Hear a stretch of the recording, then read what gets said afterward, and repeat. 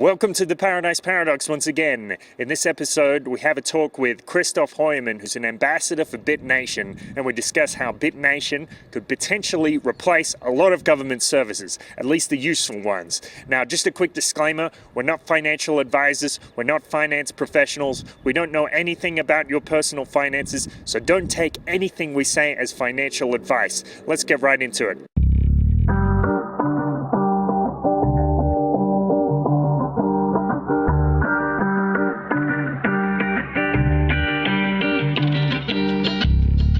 Like, subscribe on iTunes, subscribe on YouTube, send us a tweet at BattleAZ and Trouble Bubble.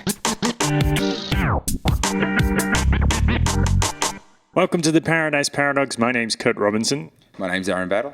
And we're out here interviewing Christoph Heuermann, ambassador for Bitnation, which is called Governance 2.0, which might be in the future a replacement for government that is entirely voluntary. So, Christoph, why don't you tell us, give us a general idea what Bitnation is all about? Bitnation is, essentially wants to reinvent and rethink government. But like you said, it does so in a voluntary way. It's borderless and fully decentralized. So with Bitnation, you have as a backbone an ID system where you get your own password and your own very unique ID, which is not manipulable. And with that, you can choose your own code of law. And on that, you can resolve your disputes with any people on the network. And there are a lot of other services provided. For example, you can marry over the blockchain, over the Bitnation platform, or you can register land or incorporate your company. And in the end, anything you want, because you can build your own applications, or anyone can build them and you can use them.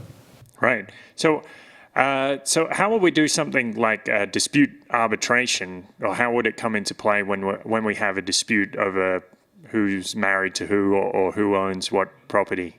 Yeah, for example, we take the example of a couple who's going to be divorced. And maybe they have an issue, they have children, and it's the issue who cares for the children. And if they have set up their child care contract on the blockchain, they have agreed on an arbitrator, on a code of law. And on that, the arbitrator just rules which is best for the contract. For everyone, yep. For everyone, right. Cool. So you can actually store an entire contract, like if you have a prenuptial contract, you could whack it in there, right in the blockchain, and there's proof of that. Genau, the blockchain is a really exciting new technology where every information which you store on the blockchain is there forever, and you can't change it, and it's not manipulable in any way. So it's the perfect record keeping property on which you can base a lot of more applications than only marriage. So to explain to people who don't know, the blockchain means that all the information is going to be distributed, that anybody can download a copy of it, keep a copy of it, and then that copy can later be used for reference, just like it is with Bitcoin. Right, it's a decentralized peer-to-peer network. It also means that it's really hard, if not impossible, to crack down. So even if governments don't like the idea of voluntary government, they still have a really hard time to crack it down at all. And in my eyes, I think it's even impossible for them because it's cryptographically secured. It's an exciting new way. Technology enables us to keep innovating new ways to avoid the government. I understand it's been considered governance 2.0.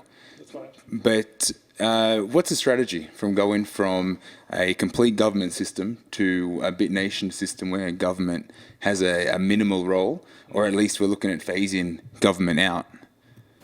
Yeah, I mean, Bitnation is like an evolutionary system. So of course we are voluntary, so we can't force anyone to use our system. But we think our systems are better than that which governments yet provide. And mainly we target people in developing nations where governance services are failing or are even not available at all. And for example, there are 3.5 billion people in the world which are still unbanked. They are called the unbanked people because they have no access to banking, to other services, even passports and so on. And Bitnation can provide them with like a really unique ID, which is verifiable all in the world. It gives them the necessary equipment to incorporate companies, to register land, and do other things. Yeah. Just thinking about the unbanked population, I'm thinking about ungoverned populations as well, and what kind of services they might be looking for that Bitnation would be able to provide that will integrate them into into this modern society as well, because there's a few communities that are on the outside. But furthermore, is that the strategy to look at providing services to countries where maybe the government isn't exactly looking after the people the way they should, offering the services that they should be? Yeah, that's actually the main strategy to get people using the platform. Of course, it's open to everyone in the world. Everyone can use it. And some people, even in like major industry nations, will use it, of course. Like you can incorporate your company on the blockchain. You can create a token, and just sell it to investors as equity in your company, and you get your money to start it. Okay. And like if you are an international entrepreneur and don't want to base yourself in a country of many reasons, then you can just do it on the blockchain. Yeah. Okay. So you want to open up a new enterprise. You open up a new company. Let's say in Mexico, because we're here in Mexico, Guadalajara. You have your company, and it's on the blockchain, Bitcoin blockchain. But you mentioned tokens, and I'm wondering how do the tokens work? Yeah, essentially, because Bitnation is its own platform, which is fully like programmable. Yep. And you can just build on different applications on it. So is that like a communication of tokens between, because it's not actually I'm struggling between it's on the Bitcoin blockchain, but it's not passing Bitcoins. Yeah, the thing is the Bitnation platform relies on the Bitcoin blockchain at the moment because it's like the most heavily used. But there are a lot of other interesting cryptocurrencies with their own blockchains, like Ethereum or Counterparty or Ripple, which can be used in future. And you create tokens in the cryptocurrency which the blockchain uses. So Okay. So you have like crypto equity in Bitcoin, which you sell to your investors. Cool. So Bitnation is going to be open to all cryptocurrencies. Right. It has like an agnostic approach on cryptocurrencies, because if you have many blockchains, that really reduces the risk. If there's like a 51% attack, that's one of the main failure points a blockchain might have. Because there does seem to be a growing trend of fear towards one of these cryptocurrencies being compromised by one of the mining pools, where they can actually obtain more than half in their control, or I guess infect the blockchain. Okay, so if it's going to be open to more than one coin or more than one token, then I guess that makes it fairly robust. Yeah, it will be really robust, and I think cryptocurrencies are really young. Bitcoin was just created 5 years ago, and we will see a lot of development in it the next years, and there will come even more amazing things, I think, on it, which make it even more secure and hard to crack down and whatever. Yeah. Okay, from the brief knowledge of the pilot programs that they've been running, like as a test run so far, how far away do you think is going to be like the first big implementation of any Bitnation? Actually, the first service are planned to launch in the first quarter of 2015, which is now. I think we are a bit behind schedule, but we expect the first services, which is like the ID system and some basic services like a marriage system or corporate incorporation, will launch within the next month. Okay. You just mentioned like a marriage system. And I know from a previous conversation you also mentioned you can select which laws you want to abide by depending on where you're located or what the situation involves. But how does that work exactly? Yeah, for the marriage, that was the first pilot project of Bitnation. Yep. And they organized like a wedding over the blockchain in the US in summer 2014. And yeah, it was a successful marriage. And now the marriage certificate is stored on the blockchain with the approval of a priest. I think the priest in this regard was the anarchist Jeffrey Tucker of the US. He acted like a priest. And yeah, he's the one who just make it happen. Okay, so I'm getting the impression you can choose whether you want to abide by your local laws, right, or whether in some places perhaps same-sex marriages are illegal. You can go ahead and be married on by like a blockchain certified wedding. You can totally choose your own code of law and your arbitrator. Of course, you have to agree with the other party you transacted. If you marry with a woman, then you have, of course, to agree with the woman. Which code of law to use, which arbitrator to use. Yeah. What about if you wanted multiple arbitrators, like some kind of tribunal? Like if you want, in the event of a dispute, you wanted to be arbitrated both by English common law and Roman civil law and Sharia law, maybe not or perhaps you specify a friend of yours to arbitrate as well, or something like that. Yeah, I mean, the thing is, it's a free market system, and it's like the first time in history the idea of this private justice comes to be applied.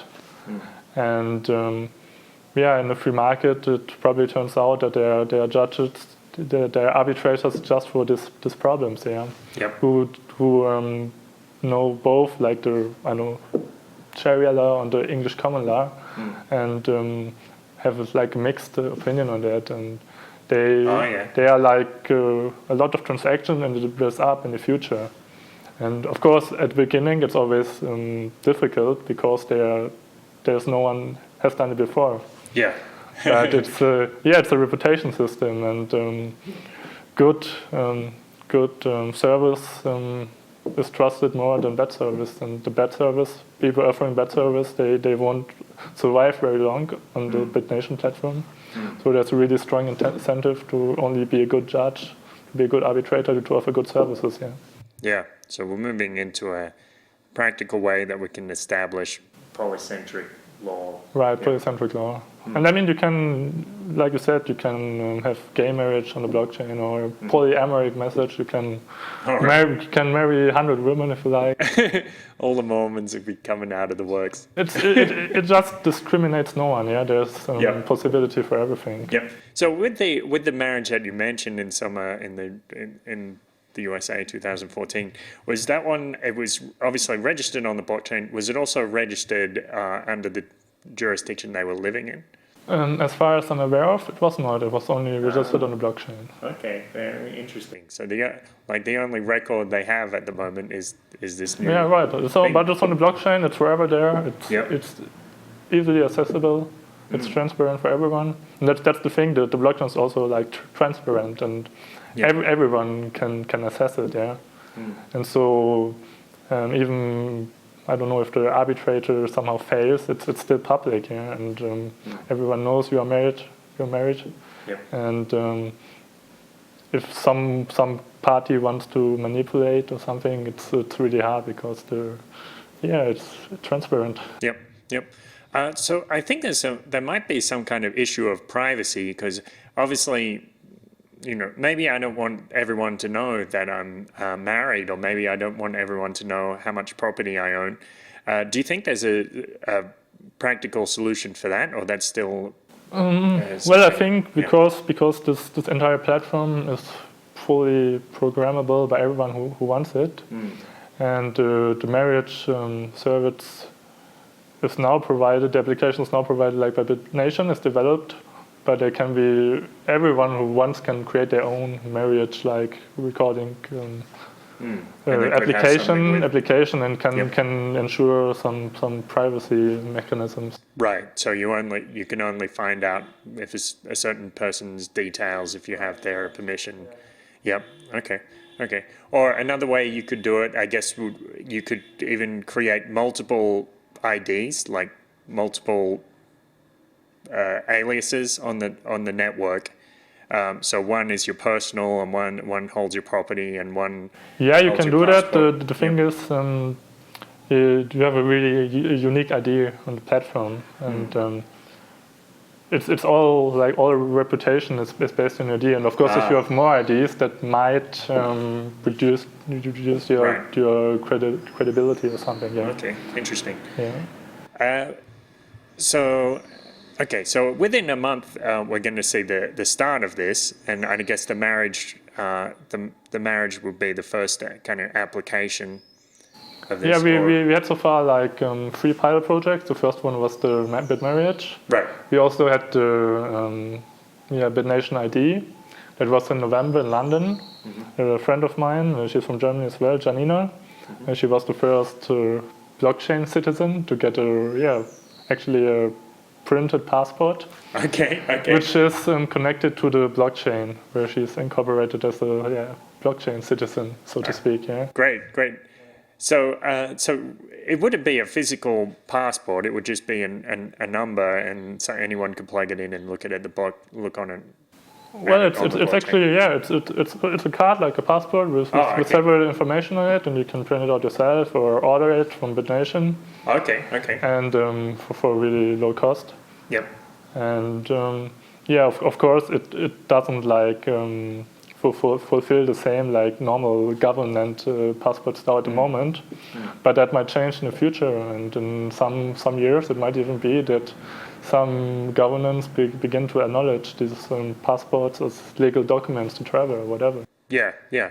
So I guess there's no real way we can predict how long it will take for governments to acknowledge something like that. I think it's much or less the same like with Bitcoin. Bitcoin is just 5 years old or 6 years old, and like the first 3 years, no one cared about Bitcoin, and it was just a thing for really few people.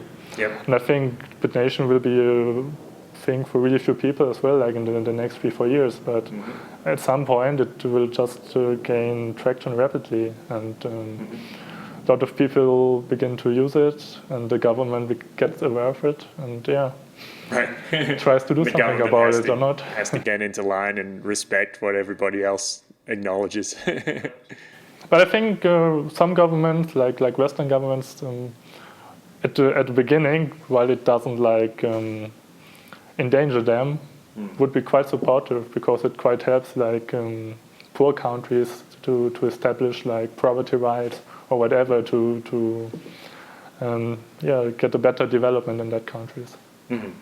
But that's obviously something like that is threatening to a lot of people in governments in developing nations, because corrupt officials like to Right, come in right, and say, yeah.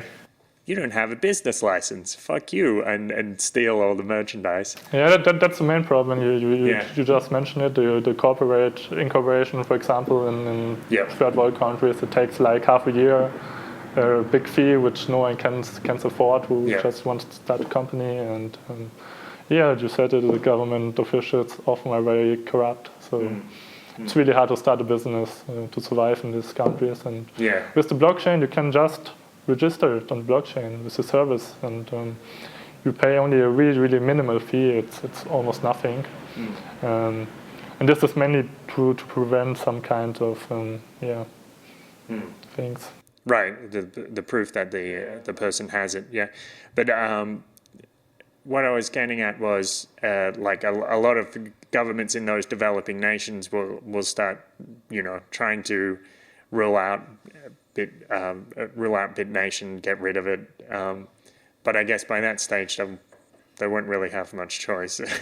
Yeah, I mean it's decentralized. It's hard to crack down the servers in a really secure place in an old bunker from the Cold War area, and it's the same like server hosted where WikiLeaks is hosted, and hard to crack it down. The only thing is because it's like blockchain and internet based, government has to shut up the internet in every place of the world. Yeah. Right. And even if there's one country which is still free, which still has internet, that is enough to keep the blockchain Bitnation in motion, to keep it in operation. Yeah, to keep the entire record of every transaction all over the world, every citizen, every and I don't think a world government, even a world government, doesn't want to get back to Stone Age. Yeah. Right. Yeah. Cool. What about with police services? How do you think Bitnation will help with police services? Yeah, that's a good question. At the moment, I think it will take some time to build that up. Like if more people use it, then Bitnation can organize different kind of services. Like Bitnation as a company serves as the main embassy for it, and if it has a lot of users, it has like the power to negotiate with maybe local security to just just jump in protect some neighborhoods and give actually over the blockchains the tool to build contracts to organize neighborhood security or something like that. Yeah. So I'm just jumping back to like the passport idea quickly. So once everyone has their IDs and they have their passports, and you have, it's really going to take people are going to need just to print these passports out and start using them to really make the country start accepting them. Like, I think that's what it's going to take, because like you said, the government's not going to be able to stop this. Like, it's just a matter of people accepting it. But if we jump forward in time and we're going to say that, you know, once you said the ambassador program is all about having people nominate themselves in different countries and trying to educate their public, their friends, and increase the awareness. How fast do you think that's going to come along? Like, is it well established already? Well, Bitnation was just getting started more or less 1 year ago, and since then we're growing the ambassador network.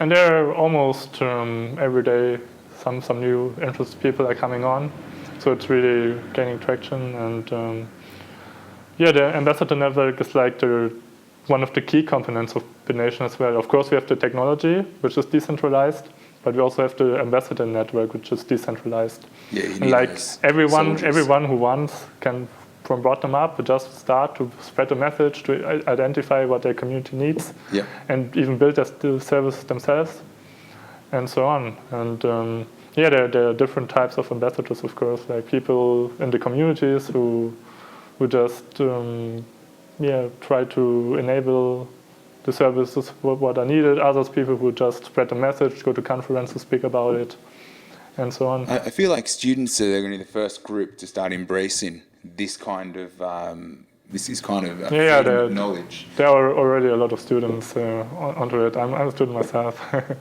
so. Cool. So, what's something you're interested in? I mean, like a personal project or like a service that you and your friends might be looking to bring on board soon. Oh, yeah, that's a cool question. Actually, because when I was younger, the first thing I wanted to study was law, and I didn't do it. And now I'm really happy I didn't do it, because it's just government law. But yes, being a judge, an arbitrator, a really good judge in a free market, blockchain-based society, that would be just awesome, yeah. And that's one of the services I could provide on my own. And of course, you have to build services on the platform, and you have to know to program a bit, yeah. I mean, it's the program languages of Bitnation are quite common. I think it's JavaScript and some other kind of programming languages.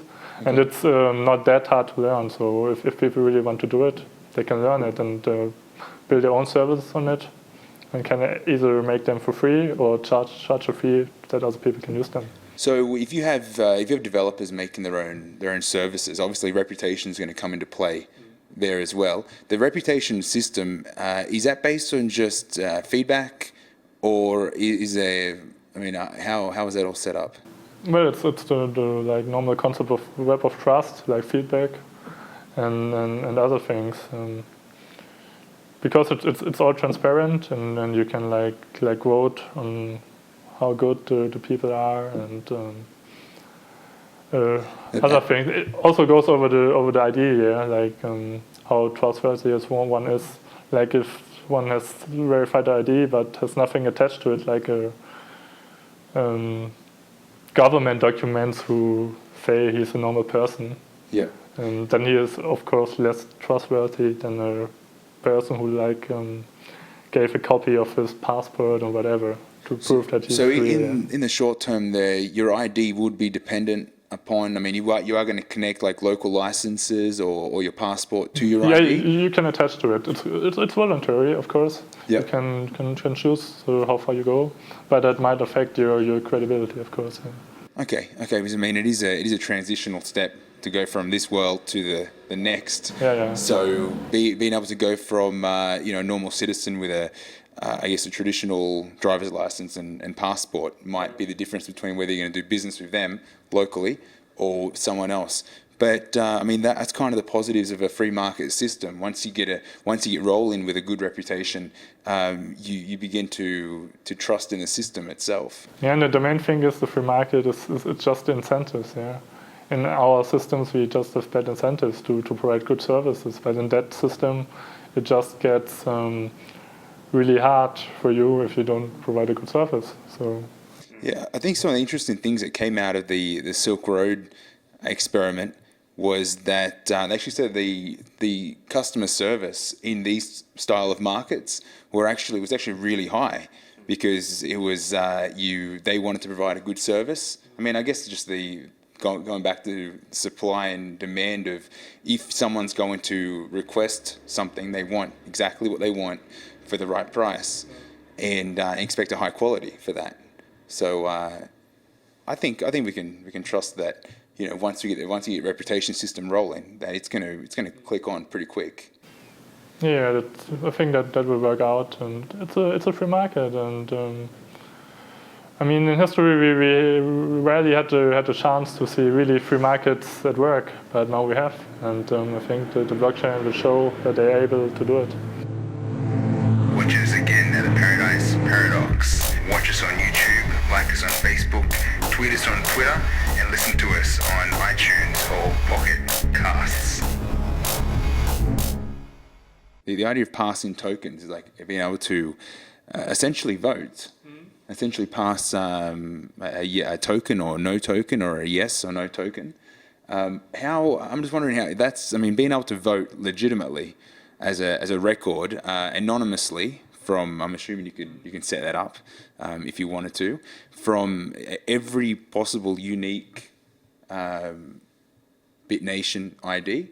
What sort of impact is that going to have on the world when every person can vote one way or the other on an international level? Yeah, that's right. It's direct democracy. It's also possible through the Bitnation platform, and that enables a lot of things. And the main thing, this direct democracy is totally voluntary, and only people who want to be governed by democracy just incorporate in some groups. And then, of course, the decisions of these groups are binding. Yeah, big promoter of Bitnation as well is the founder of the Swedish Pirate Party, Rick Falkvinge, and he's like a proponent of direct democracy.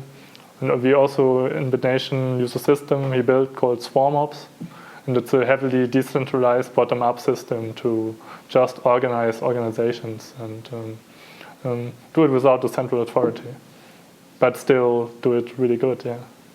Okay, so it's going to make all of a sudden voting something that anarchists might want to do again. You won't have to worry about voter fraud because it's all protected by cryptography. You don't have to worry about someone rigging the ballot box, or George Bush demanding a recount or any nonsense like that. So it can give a lot more legitimacy to democracy. And, yeah. Yeah, I mean, anarchy is not about the question, is there a ruler at all? It's always about the question, who rules? And it's the people who voluntarily decide to form themselves to groups and rule themselves. Yep. Great. You mentioned that in Ghana, there's already been a pilot project for land registries. So what's going on with that? Yeah, right. We had I think in December was it, that the Bitnation founders, Susanne Takosti Tempelhoff, traveled to Ghana, and she has with locals there who were interested in Bitcoin, and just worked on land registry in Ghana, because Ghana is one of these developing nations with mostly corrupt government, and it's really hard to get property rights established there.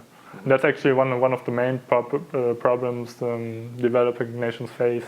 They don't have secure property rights. And over the blockchain, you can just deed land, register land, and because you have stored it on the blockchain forever, it's just a proof for whoever needs it, like banks to give you a loan, or even the government. Like if it's not your land yet, because maybe you've bought it from your neighbor, but it's not established with the government, you can prove after some years of maybe paying taxes or whatever that is actually yours. Yep. Great. What about insurance? How do you think Bitnation could be used for insurance? Yeah, I think that's a pretty interesting thing, not only for people in developing nations as well, but also like for international travelers and entrepreneurs and so on, who just could build their own insurance on the blockchain, like their own health insurance, with all fellow digital nomads, whatever, have their own digital nomad insurance on the blockchain, pay a certain fee on it, and if someone is ill, he can get funds out of it. And you can like do it like the total community who pays for it does like direct democratic vote how the funds are distributed for illnesses and so on. Okay, that's just one kind of organization, how you might do it. Or cooperative insurance fund. Right, like a cooperative. I mean, this already exists in some countries, that people just do it like that. Like on their own, but of like course donating to a food bank. Right.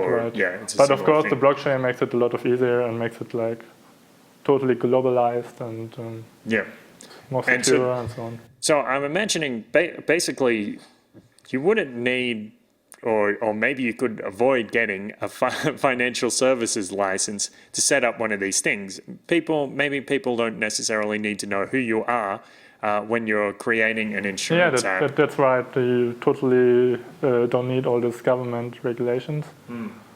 Of course, this might gain you more credibility in the beginning. But you don't need it, and that makes it a lot of cheaper as well, and other things. No compliance officers necessarily, except what's required to make sure everything is accurate. And so you could, like, even if you had like $10,000, maybe you could go on there and start some small insurance fund for just a few customers. Another cool thing about that is you can like establish a voluntary basic income. Like people just agree that they if they have transactions on the platform where they use some money, they spend a little amount of money into a fund, and of this fund there is basic income distributed to some people which are chosen, like maybe everyone, maybe just some people in poor countries which you want to support or whatever. You have so many possibilities to just build your own things on the blockchain. I think there will be really amazing development onto that, and a lot of people, just touching into the mind of the millions of people in the world and their ideas, and they can just build it themselves. And a lot cheaper, like you said. Less need for bureaucracy, because it's basically the computer runs the bureaucracy. So you don't need a government bureaucrat standing there with a stamp and having to pay him $60,000 a year. Right, it does it for free, I mean, the only thing to keep the blockchain open is actually energy, But you did say Bitnation is a for-profit company. Yeah, that's right. The one cool thing about Bitnation is it's not incorporated in any country of the world. It lives its philosophy itself. It's incorporated on the blockchain, and it's one of the first companies incorporated on the blockchain itself. Cool. That means no government is able like to ban it from their country or to close it down or whatever. That's the main thing about it. And yeah, it's for profit, of course. I mean, this great thing has to be developed, and there are quite a lot of people behind it. So what's the revenue model? Runs by donations or? Yeah, there are different kinds of earnings. The thing is, to let people use the services, they only can have a really minimal fee. Like for example, if you have a corporate and if you incorporate a company, then there will be a really small fee charged on every equity transaction. Yeah. And it will be in a really, really low percentage. Like less than 1%. Right. But in the end, because it just is intended to be a service for every people in the world, and it's 7 billion, and it's growing. Yeah. And so a lot of the services you won't have to pay for or not directly. Right. And it just scales. Yeah. And if you have 7 billion people paying 1 cent a day, right? You imagine what's coming out of that, yeah.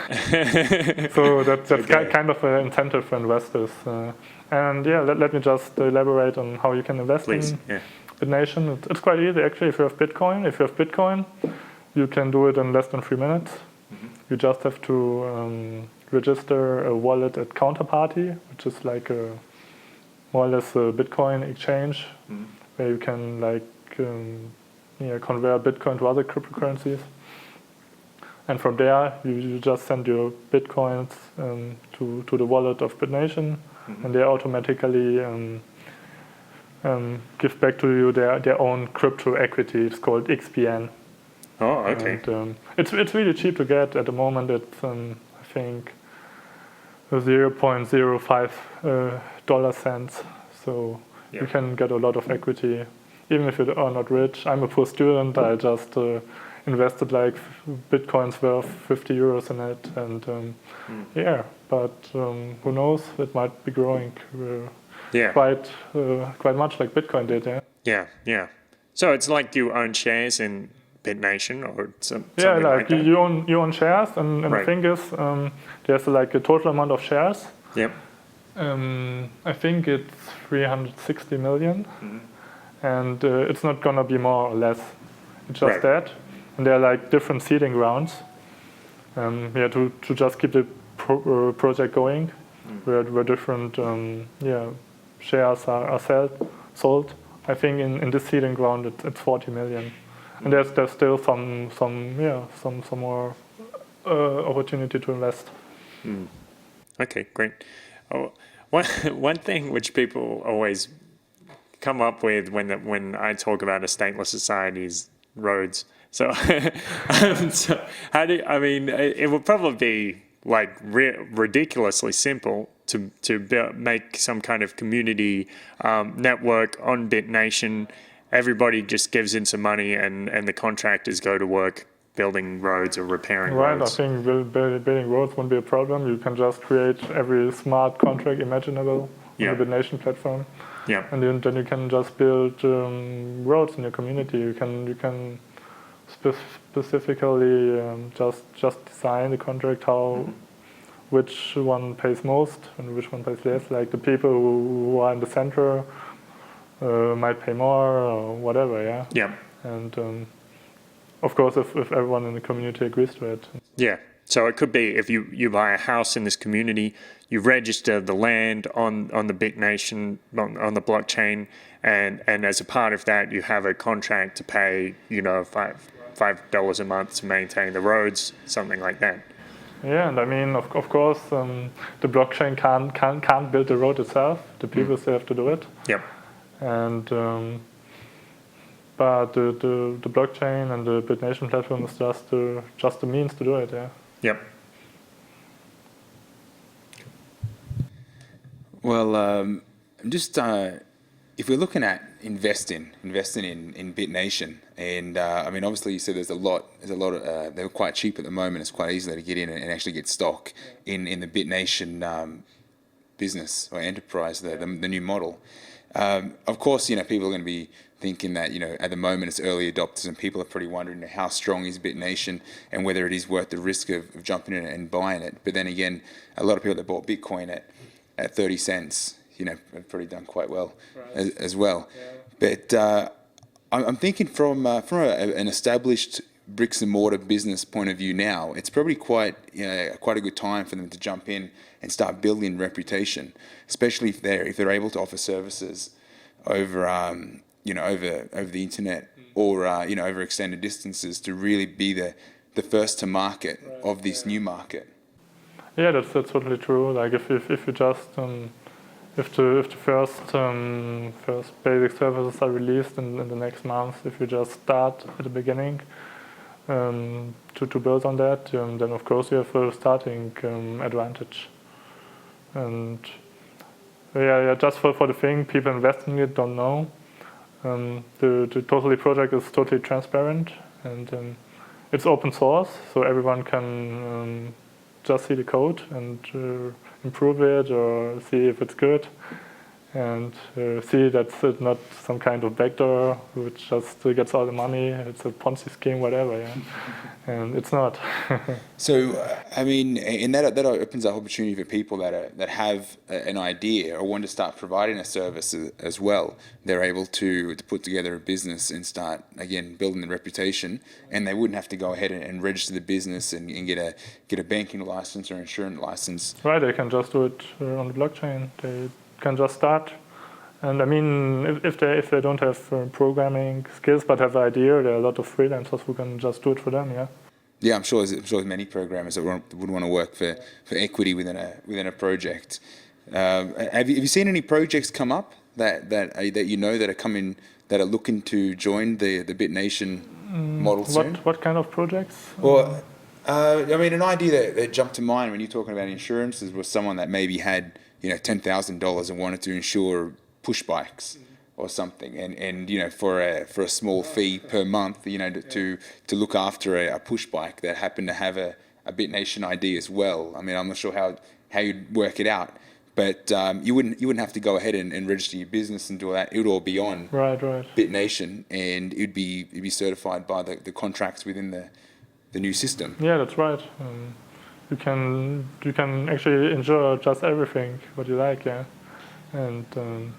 With all businesses that are coming into early reputation systems, like we've seen with many cryptocurrencies generated on the back end of Bitcoin going, say, a year and a half ago when it hit that big jump, is there concerns of having to regulate or having to proof businesses, or you think they're just going to do what proof of businesses? Yeah, like prove that they are a business, or do you think the reputation system is just going to knock them? It's all based on the ID, and like I elaborated before, if they just have some bad intentions or do bad services, that will just forever damage their ID.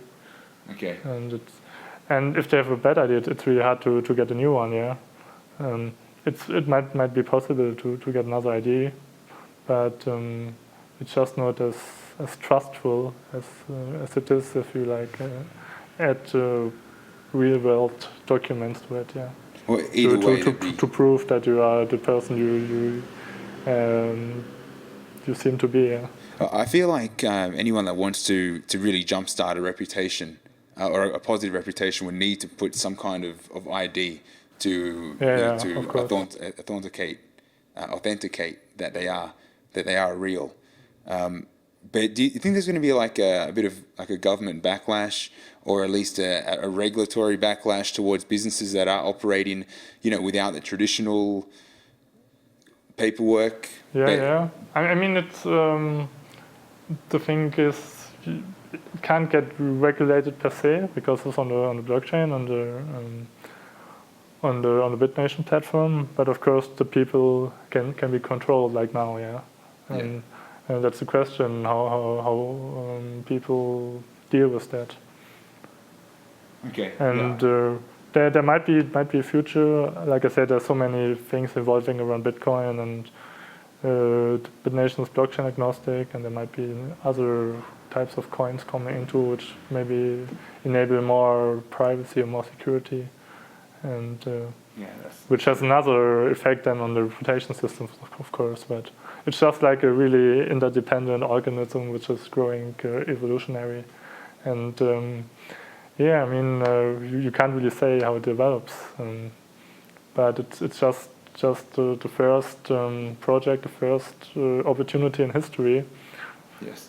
For people who just want to live by themselves, who want to choose voluntarily instead of being subjected to violent force, and want to live just globalized and not bound to any specific nation and so on. Yeah. Excellent. Yeah. Overall, I think I feel pretty positive about the concept and the movement towards going towards a decentralized system of access, I guess, for all that. But for everyone that wants to jump on board and help push the system along, we mentioned the ambassador program. How they go ahead and become affiliated with part of that? Yeah, it's pretty easy actually. You have a lot of opportunities to get in contact with Bitnation. Like there are a lot of social media networks. You can just write us an email.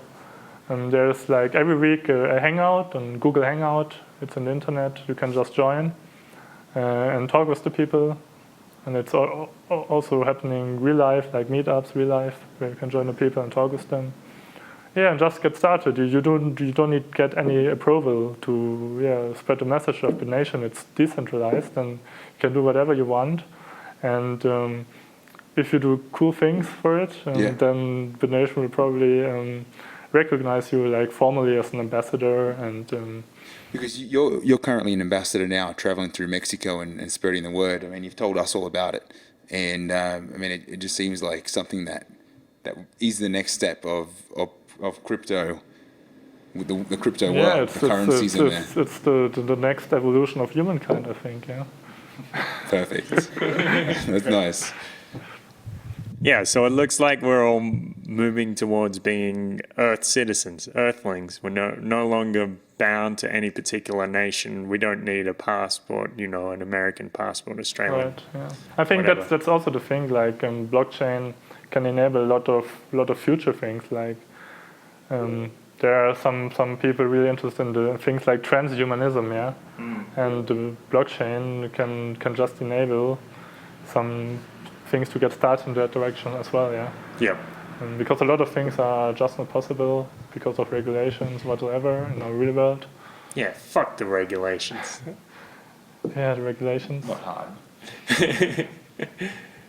But we found a way to just ignore them, yeah. Yeah. We don't need to rely on government. And I mean, all these political people who start the next revolution and so on, who just use violence. Yeah. It's just I don't understand them. Yeah, and, you can just build from your ideas, from your entrepreneurial action, from human action. Yeah. You can just build everything you imagine, and that's a great thing. And that's why I'm onto it. Yeah. That's why I don't vote. That's why I don't. That's why I'm not involved in a political party. Yeah, because I just not needed. Yeah. So how does it make you feel about the future? What is it? How do you feel about it? Well, I feel pretty optimistic for the future. Yeah. Not only because of the blockchain, because there are a lot of other amazing developments going on, from like 3D printing to really strong advancements in like energy industry and biotechnology and so on. And it's like really an exponential growth. Right. And most people just don't get it because they still like subjected to linear thinking, and they just think it goes steadily and goes like a car traveling 60 kilometers an hour, it just arrives. It's a completely different. But it's game. Completely different, and it will skyrocket in the next years, the developments, and people can prepare for it now if they just get onto it a bit. Yeah. Yeah. Well, I'm definitely excited to see the interplay of all all those different technologies you mentioned, how they're going to be combined in different ways. It's just interdependent, and they all combine each other and create new amazing things. Yeah. Yeah.